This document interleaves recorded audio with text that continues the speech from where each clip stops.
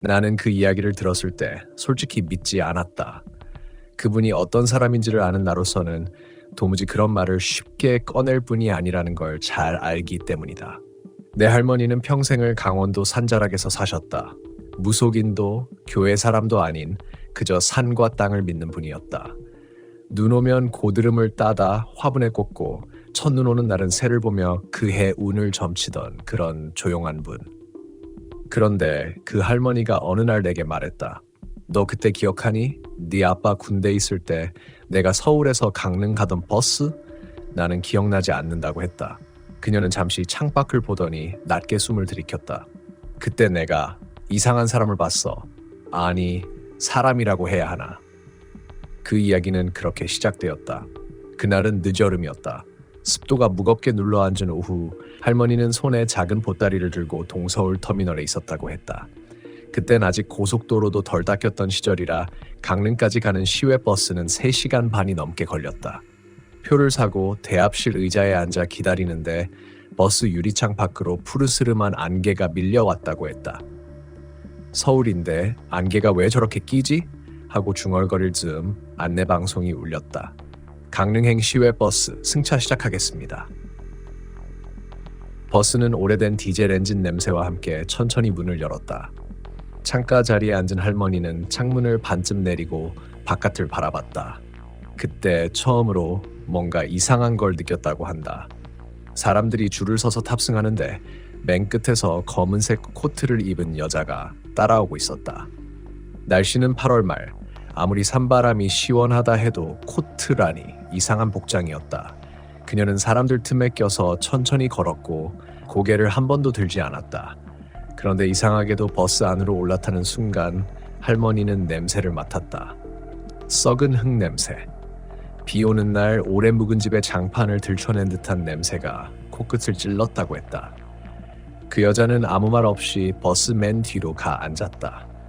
그리고 버스가 출발하자 창문이 닫히지도 않았는데 공기가 갑자기 무겁게 변했다. 할머니는 창가에 팔을 괴고 졸음이 쏟아지는 걸 참으며 풍경을 바라봤다. 서울을 벗어나 고속도로에 들어서자 도로 옆으로 검은 산 그림자들이 흐르고 그림자 사이로 낮은 흰 안개가 피어오르며 따라왔다. 그런데 버스가 가는 내내 뒤쪽에서 뭔가 이상한 소리가 들렸다. 툭, 툭. 규칙적인 리듬으로 마치 발끝으로 바닥을 두드리는 듯한 소리였다. 할머니는 처음엔 아이가 장난치는 줄 알았다. 그런데 소리가 계속됐다. 점점 커지고 점점 가까워졌다. 기사님 뒤에서 뭐 떨어진 거 아닌가요? 앞자리에 앉은 남자가 물었고 기사도 미간을 찌푸리며 백미러를 흘끗 봤다. 글쎄요, 잠깐 확인해보죠. 그는 버스를 잠시 갓길에 세우고 뒤를 돌아봤다. 그런데 이상하게도 뒤쪽은 조용했다. 여자는 여전히 고개를 숙인 채 앉아 있었다. 그런데 그때 기사와 눈이 마주쳤다고 했다. 순간 할머니는 심장이 덜컥 내려앉았다고 했다. 그 여자의 얼굴이 없었다. 아니, 정확히 말하면 얼굴의 윤곽이 희미하게 비어 있었다고 했다. 눈, 코, 입이 있어야 할 자리엔 허옇게 번진 살결만 있었고 거기서 희미한 김 같은 게 새어나오고 있었다고. 기사도 당황한 듯 말없이 고개를 돌렸다. 그리고 아무 일도 없었다는 듯 시동을 다시 걸고 버스를 움직였다. 하지만 그 순간부터 버스 안에 공기가 달라졌다. 창문이 열려 있는데도 바람이 들어오지 않았다. 버스는 달리는데 마치 안에서만 공기가 도는 것처럼 숨이 막혔다. 뒤를 보면 안 된다는 생각이 강하게 밀려왔다. 할머니는 고개를 들 수도 말을 할 수도 없었다. 한참을 그렇게 갔을까? 버스 안은 점점 어두워지고 창밖 풍경은 이상하게 흐려졌다. 하늘은 분명 밝은 오후였는데 창밖엔 안개가 자욱했다. 그리고 어딘가서 낮은 속삭임 같은 소리가 들렸다. 다시 가야 해. 처음엔 착각인 줄 알았다. 하지만 분명히 누군가가 말했다. 뒤쪽에서 그 여자의 자리 근처에서. 할머니는 심장이 미친 듯 뛰기 시작했다. 창밖을 보려 했지만 손끝이 떨려서 커튼조차 잡지 못했다. 그때 버스가 터널 안으로 들어갔다. 조명이 한순간 꺼졌다 켜졌고 창문에 사람들의 얼굴이 비쳤다. 그런데 이상하게 뒤쪽 창문엔 얼굴이 하나 더 있었다. 좌석에 앉은 사람보다 한 뼘 위에 허공에 떠 있는 듯한 희미한 얼굴. 눈이 없는 그 얼굴이 버스 안을 훑고 있었다. 할머니는 그때 처음으로 귀신이란 걸 믿게 됐다고 했다. 심장이 터질 듯한 공포 속에서 그녀는 입술을 깨물며 기도를 했다. 살려주세요. 살려주세요. 하지만 버스는 여전히 달리고 있었다. 터널을 빠져나오자 버스는 갑자기 덜컹였다. 누군가 비명을 질렀다. 저기요. 뒤에 사람 쓰러졌어요. 사람들이 웅성거렸고 기사도 놀라서 버스를 멈췄다. 뒤쪽으로 달려간 승객들이 여자를 흔들었지만 그녀는 미동도 없었다. 손끝은 차갑고 얼굴은 여전히 희미하게 하얗게 번져 있었다. 누군가 경찰에 신고하자 기사도 전화를 걸며 떨리는 목소리로 말했다. 지금 승객 중 한 명이 의식이 없습니다. 그 순간 할머니는 희미하게 여자의 발치에서 젖은 흙냄새가 더 강하게 풍겨오는 걸 느꼈다고 했다. 그리고 그 냄새 속에 희미한 울음소리가 섞여 있었다고 했다. 어린아이의 울음처럼 그러나 너무 낮고 길게 끌리는 울음소리. 그때 할머니는 버스 바닥에 떨어진 걸 봤다. 낡은 흰색 표, 거기엔 왕복이라고 적혀 있었다. 강릉, 서울, 강릉, 왕복표였다. 그 여자는 돌아갈 길을 이미 알고 있었던 걸까? 버스는 갓길에 멈춰 있었다. 엔진이 꺼진 버스 안엔 정막이 내려앉았다. 승객들은 누구도 말을 하지 않았다. 기사 아저씨는 떨리는 손으로 핸드폰을 붙잡고 있었다. 예, 승객 한 분이 네, 숨은 확인이 안 됩니다. 목소리가 갈라져 있었다. 할머니는 자리에서 일어나지 못했다. 손끝이 차갑고 입안이 말랐다. 눈앞이 흔들리는 것 같았다. 그때였다. 뒤쪽 좌석에 앉아있던 젊은 여자가 울음을 터뜨렸다. 방금 눈을 떴어요. 그 여자 눈을 떴어요. 사람들이 일제히 뒤를 돌아봤다. 할머니도 반사적으로 고개를 돌렸다. 하지만 그 자리에 여자는 없었다. 빈자리 위에는 회색 스카프만 하나 구겨져 있었다. 기사와 몇몇 승객이 뒷문을 열고 밖을 내다봤지만 도로엔 아무도 없었다. 안개가 낮게 깔려 있었고 그 사이로 어둑한 산 능선이 흐릿하게 보였다. 분명 여기 앉아 있었는데. 기사의 목소리가 낮게 떨렸다. 아까 숨이 없었잖아요. 그 여자가 어떻게? 할머니는 입을 열 수 없었다. 눈앞의 현실이 너무 비현실적이었다. 그때 바깥에서 무언가 툭 떨어지는 소리가 들렸다. 모두가 동시에 고개를 돌렸다. 버스 아래쪽 오른쪽 바퀴 근처에 누군가 서 있었다. 흰색 옷, 머리카락이 축 늘어진 그 여자가 거기 있었다. 그녀는 버스를 향해 천천히 고개를 들었다. 눈은 여전히 보이지 않았다. 그저 얼굴 위로 희끄무레한 김이 피어오르며 그 자리를 가리고 있었다. 그러나 분명히 그녀는 입을 열었다. 돌려줘야 돼. 그 목소리는 사람의 것이 아니었다. 가늘고 길게 찢긴 바람 같은 소리. 한번 들으면 절대 잊히지 않는 귀 뒤를 스치는 속삭임이었다. 사람들이 비명을 지르며 버스 안으로 몸을 숨겼다. 기사는 급히 문을 닫고 시동을 걸었다. 하지만 시동은 걸리지 않았다. 이럴 리가 없는데, 방금까지 괜찮았는데 기사의 손이 떨리고 있었다. 할머니는 자리에서 일어나 손잡이를 꽉 쥐었다. 바깥은 점점 어두워졌고 안개가 버스 창문을 완전히 덮었다. 그 안개 사이로 무언가가 쓱 스치는 게 보였다. 마치 손끝 같은 그림자가 유리창 위를 쓸었다. 쓱쓱 반복되는 소리. 문 열면 안 돼요. 누군가 외쳤지만 이미 늦었다. 버스 맨 앞자리에 앉아있던 중년 남자가 갑자기 문으로 달려가며 외쳤다. 누가 장난하는 거야. 사람 겁주지 마. 그는 손잡이를 잡고 문을 열었다. 그리고 그 순간 버스 안으로 싸늘한 바람이 밀려들었다. 안개 속에서 누군가의 발소리가 들렸다. 뚜벅뚜벅 한 걸음마다 흙냄새가 따라 들어왔다. 모두가 숨을 죽였다. 남자는 문 앞에서 그대로 굳어버렸다. 눈이 커다랗게 떠진 채 입만 벌어진 모습으로 서 있었다. 그의 시선이 멈춘 곳엔 아무것도 없었다. 하지만 할머니는 봤다. 남자의 어깨 위로 흰 팔 하나가 천천히 올라오는 걸. 그 순간 불빛이 깜빡였다. 엔진이 요란한 소리를 내며 켜졌다. 기사는 비명을 지르듯 엑셀을 밟았다. 버스는 미끄러지듯 도로를 벗어나 달려나갔다. 문은 닫히지도 않았고 사람들은 서로 붙잡고 흔들렸다. 바람이 몰아쳤고 안개가 창문에 달라붙어 찢어지는 소리가 났다. 얼마나 달렸을까. 할머니는 어느 순간 모든 소리가 멎은 걸 느꼈다. 버스는 한적한 휴게소 앞에 멈춰 있었다. 사람들은 겁에 질린 얼굴로 서로를 바라봤다. 기사도 멍하니 핸들을 붙잡은 채 말을 잇지 못했다. 이게 지금 몇 시예요? 누군가 물었다. 시계를 본 사람이 고개를 갸웃했다. 분명히 3시쯤 출발했는데 지금 9시 반이에요. 시간이 6시간 넘게 흘러 있었다. 하지만 할머니는 기억했다. 그 버스가 안개 속에서 달린 건 불과 20분 남짓이었다는 걸. 휴게소 불빛은 이상하게 깜빡거렸다. 사람들은 각자 전화를 걸었지만 통화가 되지 않았다. 전파가 막힌 것처럼 신호가 잡히지 않았다. 기사도 본능적으로 무전기를 들었지만 잡음만 섞였다.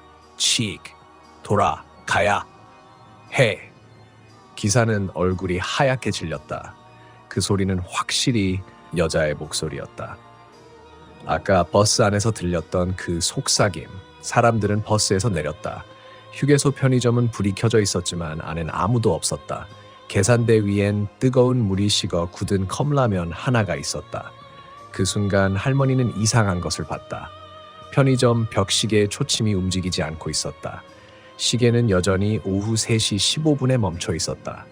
그게 버스가 출발했던 정확한 시각이었다.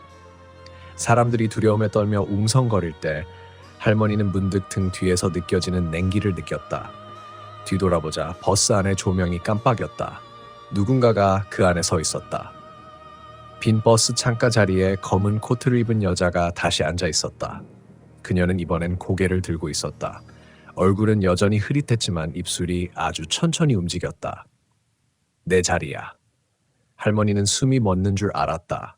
그 순간 버스의 조명이 완전히 꺼졌다. 사람들이 비명을 질렀고 휴게소 안은 완전한 어둠에 잠겼다.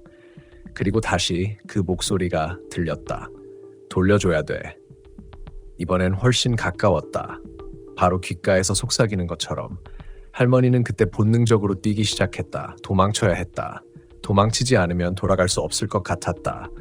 어디로 가는지도 모르고 안개 속으로 뛰었다. 하지만 이상했다. 몇 걸음만 뛰면 같은 곳이었다. 휴게소 간판이 또 보였다.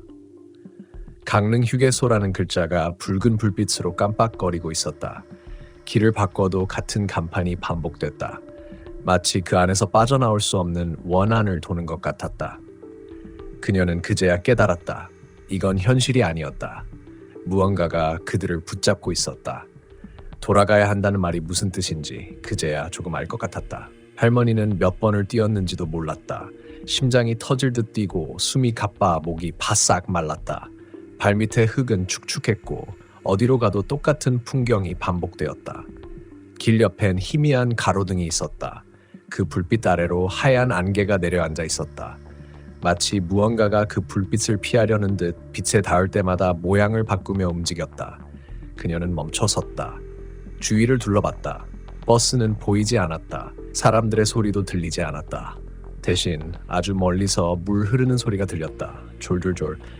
마치 개울물처럼. 그 소리를 따라 걷다 보니 작은 다리가 하나 나왔다. 나무로 된 다리였고 다리 밑으로는 안개가 더 짙게 깔려 있었다. 할머니는 주저했다. 이상하게 그 다리 위로 바람이 불어오지 않았다. 모든 것이 정지된 듯 고요했다. 그쪽으로 가면 안 돼요. 낮게 깔린 목소리가 뒤에서 들렸다. 할머니는 흠칫하며 돌아봤다. 그곳에 한 노인이 서 있었다. 회색 모자를 눌러쓰고 검은 중절복을 입은 남자. 얼굴은 깊은 주름으로 가득했고 손에는 낡은 등불을 들고 있었다. 불빛은 희미했지만 이상하게 따뜻했다. 누구세요? 그 다리 건너면 다시 못 돌아와요. 할머니는 숨을 삼켰다. 노인의 목소리는 단호했지만 묘하게 슬펐다. 여기 어디예요? 휴게소에서 뛰어나왔는데 길이 계속 같아요. 노인은 잠시 할머니를 바라보더니 고개를 천천히 저었다. 길이 같아 보이는 게 아니라 당신이 같은 자리로 돌아온 거예요. 무슨 말씀이세요? 여기선 살아있는 사람의 발자국이 제자리로 돌아오게 돼요. 그의 말이 끝나자 발밑에서 미묘한 바람이 일었다. 안개 속에서 흐릿하게 무언가가 꿈틀거렸다. 사람의 형체 같기도 그림자 같기도 했다. 그 여자를 봤죠? 노인의 목소리가 낮게 울렸다. 할머니는 말없이 고개를 끄덕였다. 그 사람은 이 길에서 죽은 사람입니다. 죽었다고요? 10여 년 전 이 길가에서 사고가 있었어요. 버스가 빗길에 미끄러져 강 밑으로 떨어졌죠. 할머니는 온몸이 얼어붙는 걸 느꼈다. 노인은 계속 말했다. 그 여자는 그때 그 버스에 타고 있었어요. 서울로 아들을 만나러 가던 길이었답니다. 그런데 아들은 이미 서울에서 세상을 떠난 뒤였죠. 그 사실을 모르고 강릉으로 돌아가려던 길이었어요. 그는 한숨을 쉬었다. 왕복표를 끊었다는 건 돌아갈 이유가 있었다는 거예요. 그런데 그 길이 그 여자를 데려간 거죠. 할머니는 그제야 생각났다. 그래서 벗어본 왕복표. 강릉, 서울, 강릉. 그 여자는 돌아가야만 했다. 누군가를 다시 만나러, 아니면 떠나지 못한 무언가를 되찾으러. 그럼 지금 저는 어디 있는 거예요? 노인은 잠시 침묵했다가 말했다. 산과 길 사이 사람들은 여길 있는 곳이라고 불러요. 살아있는 사람과 죽은 사람이 스치는 길목이죠. 여기선 마음이 무겁거나 미련이 많으면 발이 묶여요. 그 말에 할머니는 등골이 서늘해졌다. 자신도 그 묶인 자 중 하나가 된 것만 같았다. 그럼 어떻게 해야 돌아갈 수 있죠? 노인은 할머니를 똑바로 보았다. 그 여자가 찾는 걸 돌려줘야 합니다. 찾는 걸 돌려줘야 한다니요? 노인은 천천히 등을 돌렸다. 버스에 남겨진 게 있을 겁니다. 그걸 돌려주면 길이 열릴 거예요. 그는 잠시 멈췄다가 덧붙였다. 하지만 조심하세요. 그녀는 당신을 알아봤어요. 저를요? 당신이 그 버스를 타지 않았다면 그녀는 그대로 남았을 겁니다. 당신이 본 순간 길이 다시 열렸어요. 그건 선택을 해야 한다는 뜻이죠. 노인의 말이 끝나자 등불이 흔들렸다. 바람이 불기 시작했다. 그와 동시에 안개가 거세게 밀려왔다. 순식간에 노인의 모습이 희미해졌다. 잠깐만요. 그걸 어떻게 찾죠? 할머니의 목소리가 떨렸다. 그러나 대답은 돌아오지 않았다. 노인은 이미 안개 속으로 사라지고 그 자리엔 등불 하나만 남아 있었다. 불빛은 희미하게 깜빡이며 마치 할머니에게 길을 안내하는 듯했다. 할머니는 두려움을 삼키며 등불을 집어들었다. 불빛은 약했지만 이상하게도 발밑이 또렷이 보였다. 그녀는 노인이 사라진 방향으로 걸음을 옮겼다. 안개 사이로 희미한 도로 표지판이 보였다. 동해 32km. 그건 분명 현실의 도로 표지였다. 그녀는 숨을 고르며 불빛을 높이 들었다. 그 순간 불빛이 비춘 도로 위에 하얀 천조각이 떨어져 있었다. 가까이 다가가자 그것은 스카프였다. 버스에서 사라진 그 여자의 회색 스카프. 할머니는 그걸 손에 쥐었다. 차가운 감촉이 손바닥을 타고 들어왔다. 그 순간 등불이 꺼졌다. 안개 속에서 다시 그 목소리가 들렸다. 돌려줘야 돼. 이번엔 가까웠다. 바로 귓가에서 그리고 동시에 사방에서 들려왔다. 할머니는 그 목소리를 따라 고개를 돌렸다. 그곳에 다시 그 여자가 서 있었다. 버스 안에서 봤던 그 모습 그대로. 코트 자락이 안개에 젖어 축 늘어져 있었고 얼굴은 여전히 하얗게 번져 있었다. 하지만 이번엔 눈이 있었다. 그 눈은 울고 있었다. 검은 눈물 같은 게 천천히 흘러내리고 있었다. 그리고 그녀는 고개를 천천히 숙이며 말했다. 그걸 나한테 돌려줘요. 할머니는 두려움에 손이 떨렸지만 스카프를 내밀었다. 여자는 손을 뻗어 그것을 받았다. 그 순간 바람이 멎었다. 안개가 서서히 걷히기 시작했다. 그리고 할머니의 귀에 아주 낮은 목소리가 흘러들었다. 이제 집에 가요. 눈을 떴을 때 할머니는 도로 위에 혼자 서 있었다. 안개는 사라지고 멀리서 차가 지나가는 불빛이 깜빡였다.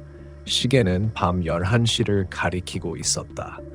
그리고 멀리서 버스의 전조등이 다가오고 있었다. 그건 마치 처음 출발했던 그 버스처럼 보였다. 그날 이후로 나는 버스 안에서 들었던 그 노랫소리를 평생 잊을 수 없었다. 그 노래는 분명 내 어릴 적 엄마가 나를 재울 때 흥얼거리던 자장가였다. 그런데 버스 안에서 들린 그 음성은 사람의 목소리라고 하기엔 너무 낮고 늘어지며 마치 물속에서 흘러나오는 것처럼 들렸다. 처음에는 피곤해서 그런가 싶었다. 새벽 첫 차였고 짐이 많아 앉자마자 꾸벅꾸벅 졸기 시작했으니까. 하지만 분명히 기억한다.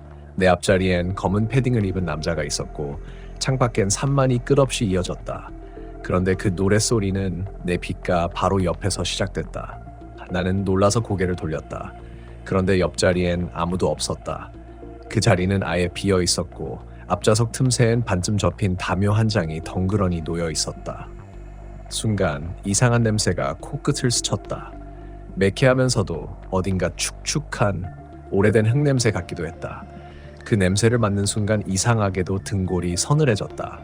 나는 창문을 조금 열었다. 하지만 바깥 공기는 차갑고 텁텁했다. 그리고 바로 그때 기사님이 거울로 나를 한번 흘끗 쳐다봤다. 아주머니, 괜찮으세요? 그 목소리에 나는 얼른 웃으며 네 괜찮아요 라고 대답했지만 내 목소리는 조금 떨리고 있었다. 그때 버스가 커브길을 돌며 덜컹거렸다. 그 순간 앞좌석 위에서 뭔가가 툭 떨어졌다. 담요 아래에서 떨어진 그것은 낡은 회색 털장갑 한 짝이었다. 나는 반사적으로 그것을 집어들었는데 장갑 안쪽이 축축하게 젖어 있었다. 겨울이었지만 눈이 내린 것도 아니었고 버스 안은 따뜻했다. 그런데 왜 젖어 있었을까? 그때부터 뭔가 잘못됐다는 느낌이 들었다. 눈을 감고 다시 자보려 했지만 그 자장가가 또 들렸다. 이번엔 조금 더 분명하게. 잘 자라 우리 아가, 잠이 들면. 그 멜로디가 끊어지는 부분에서 누군가의 흐느낌 같은 숨소리가 섞였다. 내가 눈을 떴을 땐 차 안의 조명이 미세하게 깜빡였다. 그리고 그 순간 내 옆자리 창문에 무언가 비쳤다. 창밖은 새벽 안개로 가득했지만 거기에 희미하게 사람 얼굴 같은 게 있었다. 뺨을 따라 물이 흐르고 있었고 입이 아주 천천히 노래를 따라 부르고 있었다. 나는 그 자리에서 얼어붙은 채로 창문을 똑바로 쳐다보지도 고개를 돌리지도 못했다. 그때 기사님이 브레이크를 밟으며 이상하네, 갑자기 길이 미끄럽네 하고 혼잣말을 했다. 버스가 급히 멈추자 내 무릎 위에 있던 털장갑이 툭 떨어졌다. 그리고 그 장갑 안에서 물방울이 떨어졌다. 그건 그냥 물이 아니었다. 손가락 사이에서 흘러나온 건 붉은색이었다. 피었다. 나는 비명을 지를 뻔했지만 버스 안의 다른 승객들은 전혀 반응하지 않았다. 모두 고개를 떨군 채 마치 잠든 사람들처럼 꼼짝도 하지 않았다. 조용했다. 너무 조용했다. 그 조용함 속에서 누군가의 노랫소리만 계속 들렸다. 잠이 들면 엄마도 같이 자자. 나는 자리에서 벌떡 일어나 기사님에게 달려가려 했지만 다리에 힘이 풀렸다. 그리고 버스 앞쪽으로 시선을 옮기는 순간 나는 숨이 막혔다. 운전석 옆 창문에 방금 전 창문에서 본 그 얼굴이 비쳐 있었다. 물에 젖은 머리, 새하얀 얼굴, 입술이 파랗게 질린 여자. 그 여자가 운전석 옆 유리에 달라붙어 있었다. 그녀의 눈이 천천히 나를 향했다. 그리고 입모양이 분명히 그렇게 말하고 있었다. 내 자리야. 그 말이 끝나자마자 버스 안의 조명이 깜박이며 완전히 꺼졌다. 어둠 속에서 나는 뒤에서 들려오는 발소리를 들었다. 축축한 발자국이 복도 끝에서부터 점점 가까워졌다. 척, 척, 척. 그 발소리가 내 옆자리 앞에서 멈췄다. 그리고 누군가가 내 어깨에 손을 얹었다. 그 손은 차갑고 젖어 있었다. 나는 소리를 지를 수도 고개를 돌릴 수도 없었다. 그저 눈을 질끈 감았다. 그리고 순간 누군가 내 귓가에 아주 낮은 목소리로 속삭였다. 내 장갑 돌려줘. 그 말을 듣는 순간 내 손에 쥐고 있던 장갑이 사라졌다. 손바닥은 젖은 채로 텅 비어 있었다. 조명이 다시 켜졌을 땐 버스 안은 아무 일도 없던 것처럼 평온했다. 승객들은 여전히 고개를 숙인 채 마치 잠든 사람들처럼 있었다. 기사님은 조용히 운전대를 잡고 있었다. 나는 그날 이후로 다시는 새 첫 차를 타지 않았다. 하지만 며칠 전 이상한 일이 있었다. 버스카드 정기권을 갱신하려고 단골 터미널에 갔는데 창구 직원이 내게 물었다. 아주머니, 전에 그 자리 또 예약하시겠어요? 나는 잠시 멍하니 그를 바라봤다. 네? 무슨 자리요? 그가 웃으며 말했다. 지난번에도 12번 자리 타셨잖아요. 그 자리 항상 비워달라고 하시던데요. 나는 그 자리 번호를 본 순간 숨이 멎을 뻔했다. 12번. 그건 그날 그 여자가 서 있던 자리였다. 그날 이후로 몇 달이 지나도 그 일을 잊을 수 없었다. 아니, 잊을 수가 없었다기보다 마치 그 기억이 내 안에 계속 살아 움직이는 것 같았다. 새벽녘에 눈을 뜨면 귓가에 희미하게 그 노랫소리가 들렸다. 잘 자라 우리 아가. 그리고 그 뒤에 따라오는 숨소리, 젖은 옷이 스치는 소리. 나는 눈을 감고 귀를 막았지만 그 소리는 더 또렷해졌다. 처음엔 내 착각이라 생각했다. 나이도 있고 피곤해서 그럴 거라고. 하지만 어느 날 밤 아랫집 아주머니가 나를 찾아왔다. 언니, 요즘 밤마다 TV 켜놓고 주무세요? 무슨 노래가 계속 들리던데. 그 말을 듣는 순간 심장이 덜컥 내려앉았다.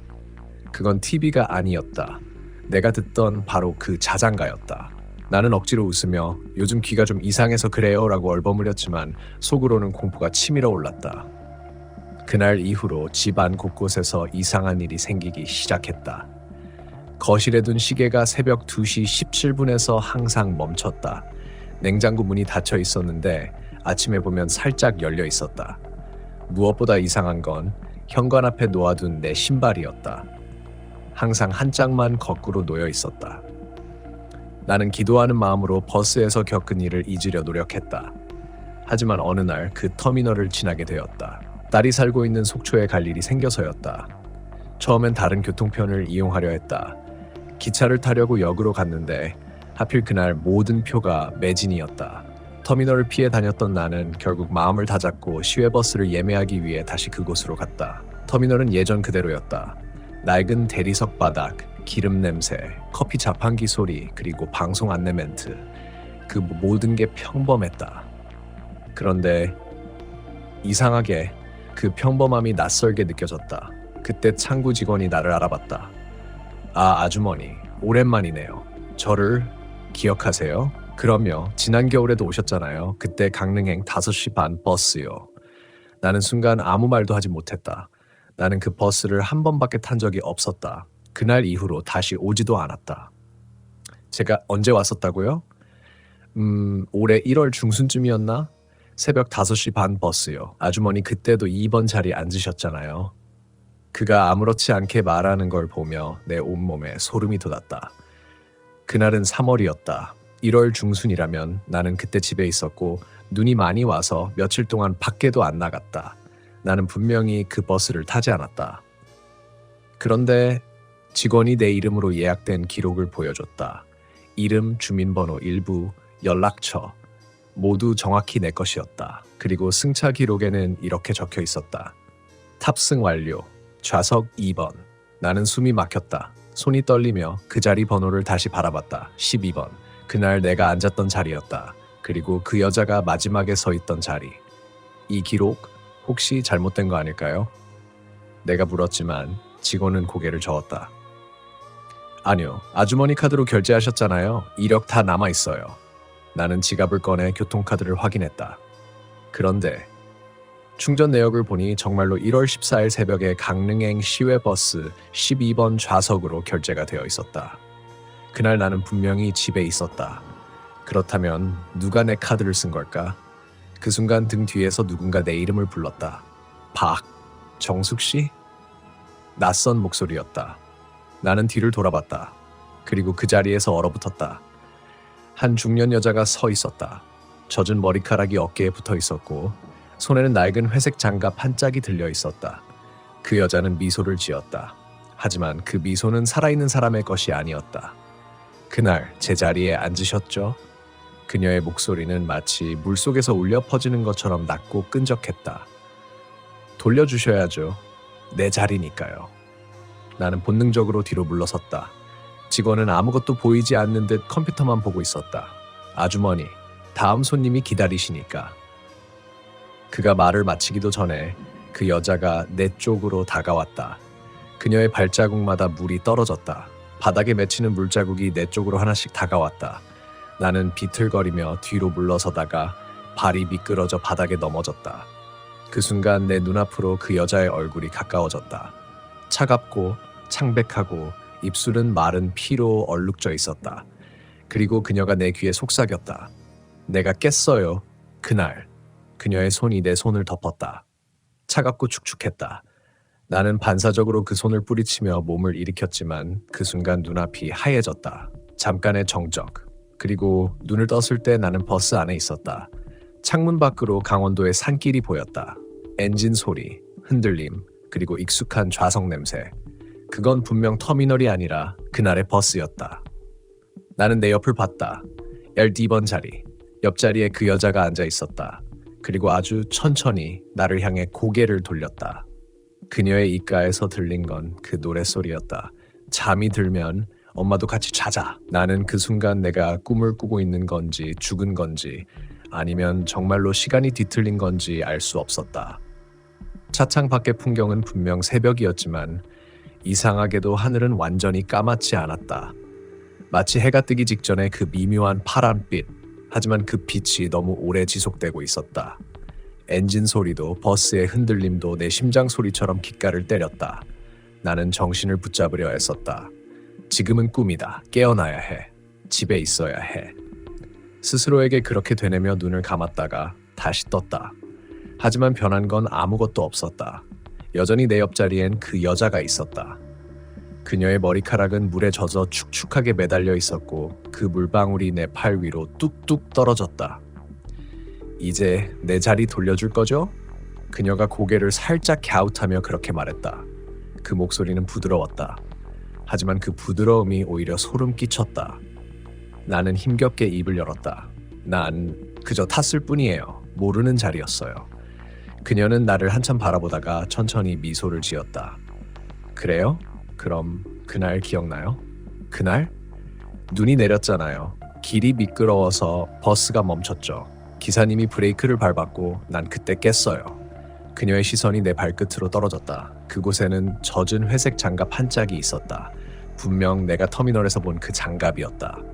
나는 숨을 고르며 장갑을 바라봤다. 그건 내 거예요. 그녀의 눈이 내 눈을 똑바로 마주쳤다.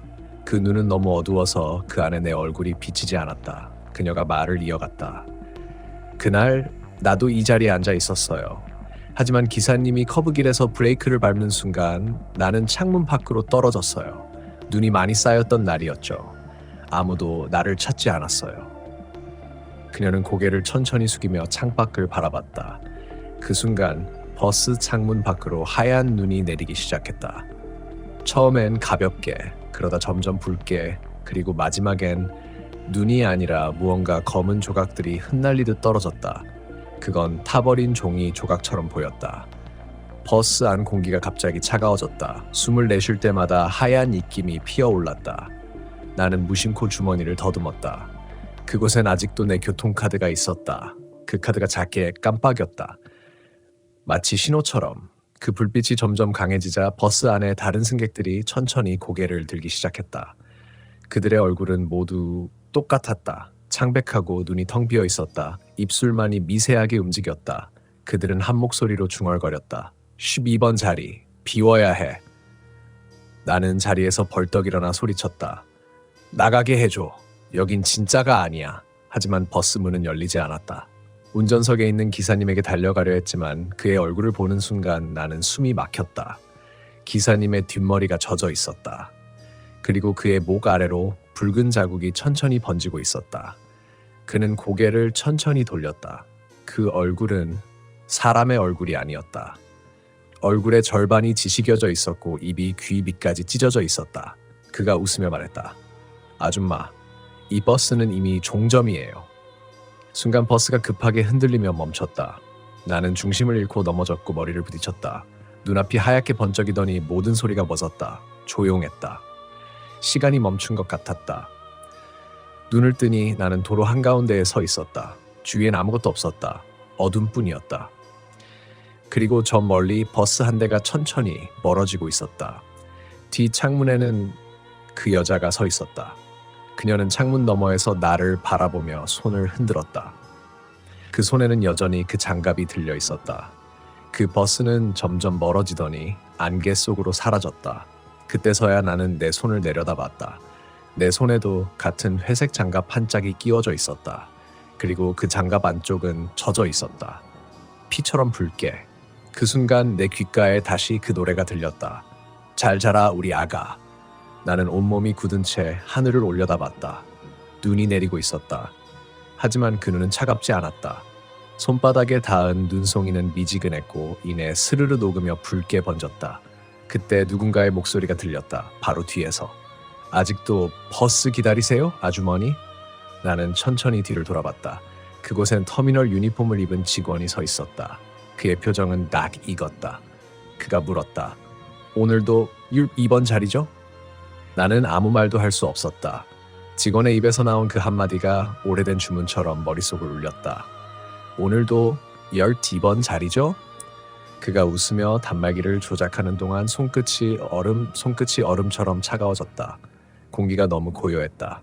평소라면 발소리, 방송, 자판기 소리로 시끄러웠을 터미널이 지금은 아무 소리도 없었다. 직원이 키보드를 두드리는 소리조차 들리지 않았다. 나는 천천히 고개를 들어 주위를 둘러봤다. 대합실 의자에는 사람들이 앉아 있었다. 하지만 이상하게도 그들은 움직이지 않았다. 눈도 깜빡이지 않고 자세도 바꾸지 않았다. 마치 모두 조각상이 되어버린 듯했다. 나는 숨을 죽이며 자리에서 일어섰다. 한 걸음 내디딜 때마다 바닥이 미세하게 울렸다. 그 울림이 유난히 크게 들렸다. 그때 매표소 안의 직원이 다시 고개를 들었다. 그의 표정은 방금 전과 달랐다. 입꼬리는 여전히 올라가 있었지만 눈동자는 죽은 듯 움직이지 않았다. 그가 천천히 고개를 갸웃하며 물었다. 정숙 씨, 자주 오시네요. 이번에도 강릉이죠. 나는 한 걸음 뒤로 물러났다. 저 여기 다시 온 적 없어요. 그는 미소를 유지한 채 고개를 끄덕였다. 그래요. 하지만 언제 나오셨죠? 그가 손가락으로 내 앞에 매표 창고를 가리켰다. 유리창에 비친 내 얼굴을 보는 순간 숨이 멎었다. 거기엔 분명 내 얼굴이었지만 입술은 파랗게 질려 있었고 머리카락 끝은 젖어 있었다. 그리고 내 어깨 위엔 어떤 여자의 손이 올려져 있었다. 나는 비명을 지르며 뒤로 물러섰다. 그 순간 터미널의 조명이 꺼졌다. 사방이 어두워지고 안내방송이 일그러지며 울렸다. 강릉 행시회 버스 곧 출발합니다. 탑승객은 12번 게이트로. 그 목소리는 기계음이 아니었다. 분명 누군가의 낮고 차가운 여성의 목소리였다. 나는 본능적으로 12번 게이트 쪽을 바라봤다. 그곳엔 검은 버스 한 대가 서 있었다. 창문엔 성에가 끼어 있었고 헤드라이트는 희미하게 깜빡였다. 그 순간 발밑의 바닥이 물컹거렸다. 뒤로 비틀거리며 아래를 내려다보니 대리석 틈새로 검은 물이 천천히 스며나오고 있었다. 그리고 그 물속에서 누군가의 손이 천천히 올라왔다. 회색 장갑을 낀 손이었다. 그 손이 내 발목을 잡았다. 나는 소리도 내지 못한 채 주저앉았다. 손이 나를 끌어당겼다. 바닥 아래로 마치 깊은 물속으로 끌려가는 듯한 느낌이었다. 그때 그녀의 목소리가 다시 들렸다. 같이 가요. 내 자리 옆에 아직 한 자리 남았어요. 나는 죽을 힘을 다해 버둥거렸다. 바닥을 손끝으로 긁었지만 손톱이 부러져 나갔다. 피냄새가 공기 속에 섞였다. 그 냄새와 함께 익숙한 흙냄새가 코끝을 스쳤다. 그 순간 깨달았다. 이 냄새, 그날 버스 안에서 처음 맡았던 바로 그 냄새였다. 그때였다. 갑자기 누군가의 손이 내 팔을 잡았다. 뜨겁고 단단한 손이었다. 반사적으로 고개를 들었다. 그곳에는 젊은 남자가 서 있었다. 터미널 직원 복장을 한 낯선 얼굴. 그가 내 손을 잡고 말했다. 할머니, 눈 뜨세요. 여긴 아직 가면 안 돼요. 순간 눈앞의 모든 것이 흔들렸다. 버스, 게이트, 어두운 터미널이 녹아내리듯 뒤틀렸다. 그리고 눈을 떴을 때 나는 병원 침대 위에 누워 있었다. 머리맡엔 딸이 울고 있었다. 엄마, 이제 괜찮아요? 버스 사고 났을 때 얼마나 놀랐는지 알아요? 멍하니 딸을 바라봤다. 그녀의 입에서 나온 말들이 머릿속을 때렸다. 사고? 그래요. 새벽에 버스가 빙판길에서 미끄러졌어요. 엄마가 타셨던 그 버스. 기사님이랑 몇 분은 그 자리에서. 그녀는 끝내 말을 잇지 못했다. 천천히 몸을 일으켰다. 팔에는 링거가 꽂혀 있었고 창문 밖으로는 아침 햇살이 비쳤다. 꿈이었을까? 그렇게 믿고 싶었다. 하지만 옆 침대에 놓인 내 짐에서 무언가가 떨어졌다. 고개를 돌려보니 바닥에 낡은 회색 장갑 한 짝이 놓여 있었다. 물방울이 맺혀 있었고 안쪽에는 희미한 글씨가 적혀 있었다. 자리 비워주셔서 고마워요. 숨이 막혀왔다. 창문 밖을 봤다. 병원 주차장 한쪽에 하얀 버스 한 대가 서 있었다. 엔진은 꺼져 있고 기사도 없었다. 그런데 그 안쪽 창문에서 누군가가 나를 바라보고 있었다. 그녀였다. 이번엔 미소를 짓지 않고 있었다. 그저 입모양만 천천히 움직이고 있었다. 다음엔 당신 차례예요. 그 순간 병실 불이 깜빡였다.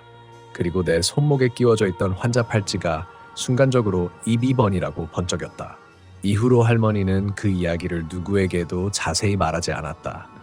다만 손주에게 한마디만 남겼다고 한다. 버스 탈 때 빈자리에 앉지 마라. 특히 12번째 줄은 절대 안 된다. 그리고 손주는 지금도 말한다. 가끔 강원도행 시외버스를 타면 밤 도로 위에 회색 장갑 한 짝이 떨어져 있는 걸 본다고.